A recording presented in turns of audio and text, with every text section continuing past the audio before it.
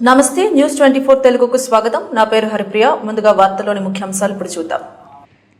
రంపచోడవరం నియోజకవర్గంలోని వై రామవరం మండలం పి ఎర్రకొండ గ్రామానికి చెందిన పల్లాల శ్రీలత అనే యువతి గత కొంతకాలంగా లివర్ సంబంధిత వ్యాధితో బాధపడుతూ ఉండగా కూటమి నేతల ద్వారా విషయం తెలుసుకున్న రంపచోడవరం ఎమ్మెల్యే మిరియాల శిరీషాదేవి భాస్కర్ దంపతులు వై రామవరానికి చెందిన టీడీపీ ముఖ్య నాయకుడు గొర్రెల శ్రీకాంత్ ఆధ్వర్యంలో బాలయోగి మిగిలిన కూటమి నేతల సమక్షంలో వైద్య ఖర్చుల నిమిత్తం 50,000 రూపాయలు ఆర్థిక సాయం అందచేయడమే కాకుండా అనారోగ్యంతో ఉన్న శ్రీలతను ఆమె స్వగ్రామం నుండి హైదరాబాద్ ఆసుపత్రికి తీసుకువెళ్లేందుకు ఎమ్మెల్యే దంపతులు సొంత అంబులెన్స్ కూడా ఏర్పాటు చేశారు.